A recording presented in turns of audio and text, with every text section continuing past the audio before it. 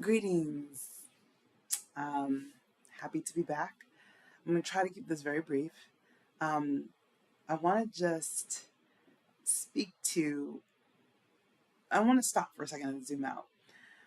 We talked yesterday about communication and where we can have sticky challenges, whether it's in at home or at work with other people, collaborations, family members.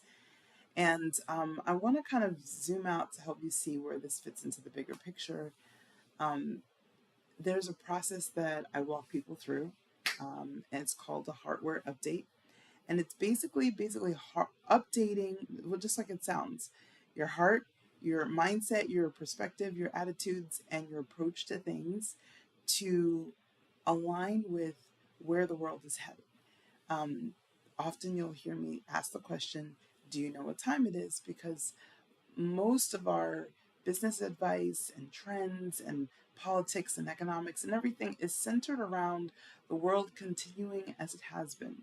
And then, bringing in new trends or new approaches. But honestly, the world's about to shift massively. It's already in shift, it's already in transition. And what we're moving into is a completely different way of operating from the way of the previous 400 plus years. So it's important to consider that when we're looking at our leadership and how we approach business and service and just how we approach showing up for life. So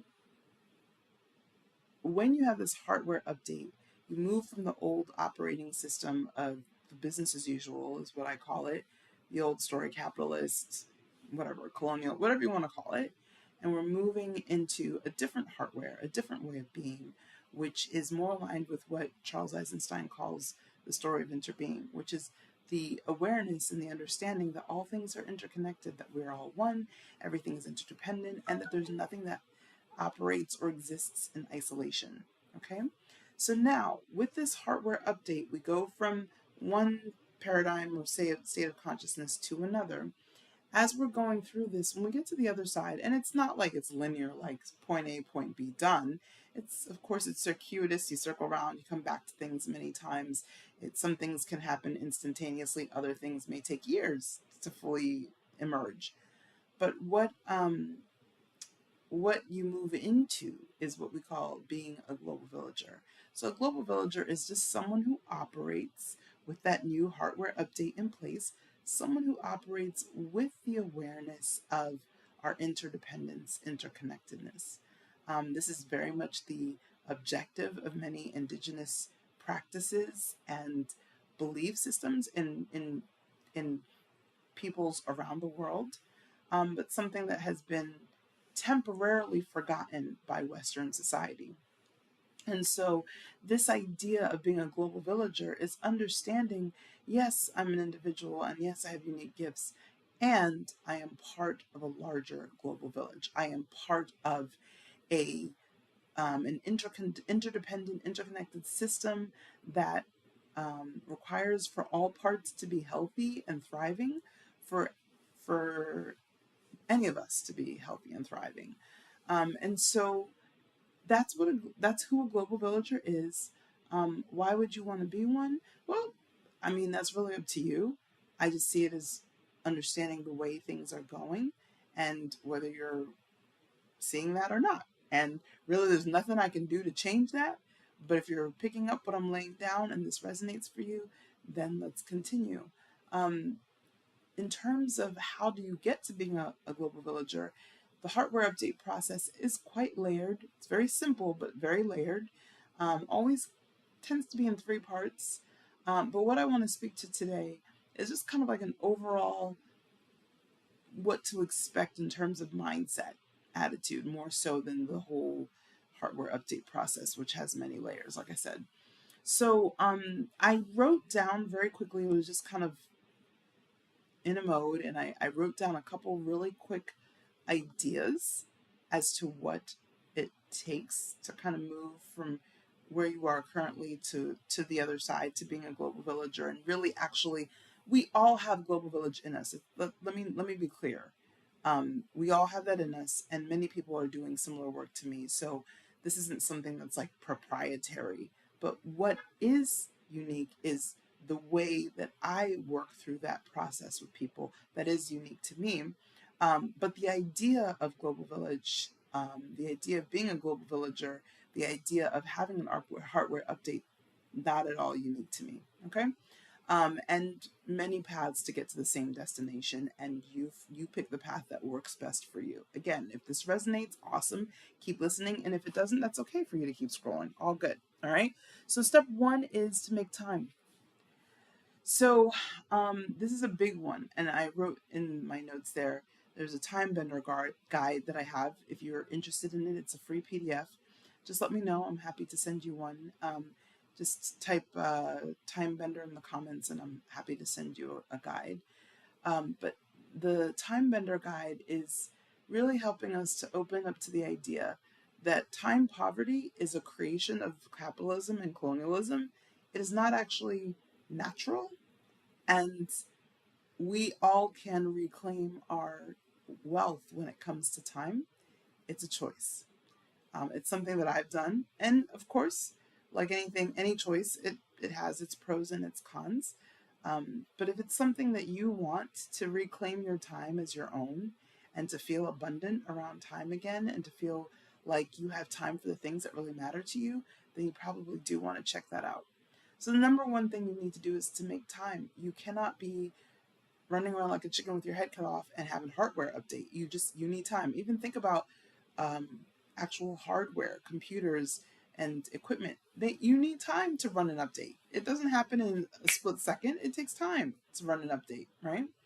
Um, so the second step would be to give it loving, allowing attention. So this is in reference to Stella Eisenstein, who happens to be Charles Eisenstein's wife. Her work, resonantattention.com, highly recommend checking it out. She talks about attention plus allowing equals miracles. And so when we give attention in an allowing manner, not needing things to be different than how they are, we open up space to understand what our next steps are. That's it. I can't tell you right now exactly what your next steps are because I don't know you personally. I don't know your situation. I don't know what you're struggling with, your patterns. But that's something that giving loving and allowing attention to having a hardware update will provide you, as long as you have the time, spaciousness to be able to do that. Number three is to stay open for curveballs. So this is often with life, things never go as planned, things that you weren't expecting show up, and then you've got to address them. So staying open for curveballs is just kind of being ready for something that you can't be ready for in the sense that you're not expecting everything to go per a linear plan that someone has given you ahead of time. It would be wonderful, but like how many things in life actually work like that, right? Step number four is to learn what you're here to contribute, and that's kind of where I can help with a little bit with that. Not that I have, again, not that I have your answers, but that I can help you with finding your answers in a more easeful and quicker way, and also more enjoyable because you're not doing it by yourself but with others. And number five is to learn what in the world might be holding you back from maximizing your unique contribution. So each of us as individuals and as organizations has a unique role that no other individual or organization can fill except for us. Every single one of us has that gift. But many of us never, because of the homogenizing nature of the endless pursuit of more profit and more money, we often, many of us, don't actually know what our unique roles are for a very, very long time. Some of that is by design because we discover it through our living our life, but some of it we can learn ahead of time and make sure that we're staying that path. And so that's another thing that I help with in the hardware update. The next one, number six, is to allow what's yours to do in wisdom to arise. So none of us, so all of us have something unique to provide, and none of us are expected to do everything. Okay? We each have a role. So it's when all of us come together with each of our unique roles that we actually can do something amazing and massive. We're not designed to do everything by ourselves. That's another myth and illusion of the story of separation or business as usual or the old story that's dying, that we recognize is none of us are supposed to do everything by ourselves. We had a little bit of an allergic reaction to being told what to do in groups and tribes for a while, and so we broke off and tried our individualism, and that's okay. That was a phase that we went through. But if it's a phase that's coming to an end because it's not sustainable and doesn't work, we are here to work together with others. And so the final step that I'm going to cover today is to listen and take the first step in faith. So, what I mean by listen is to listen to life, listen to your body, listen as opposed to impose a mental thought process to it. Again, that way of doing things, imposing our mind on things, mind over matter, there was a time and place for that, but that time and place is now coming to its end. So, these are some things to keep in mind. If this intrigues you and you're interested, I'm actually I'm about to talk to that now. We'll go a little bit deeper into number 5, which is to learn what in the world might be holding you back from maximizing your unique contribution.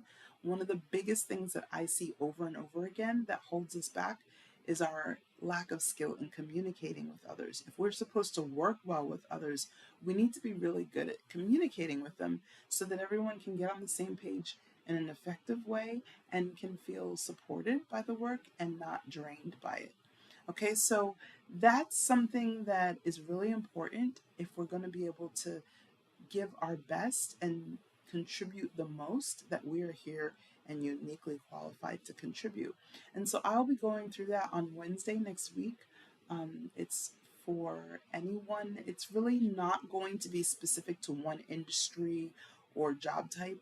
It really, communication issues are universal issues, they're human issues. So as long as you're a human and you want to improve your communication and you want to be able to get more, feel more supported and get more help with the things that you need support with, then you're going to want to come and you're going to want to bring a friend. Okay, so if you're interested in that, just comment, communicate in the comments, and I will happily send you your own invitation.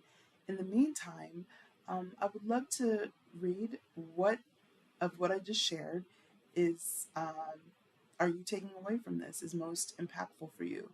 I really love to read that because then it helps me to improve what I'm sharing. Yep, I'm going to stop there and keep it brief.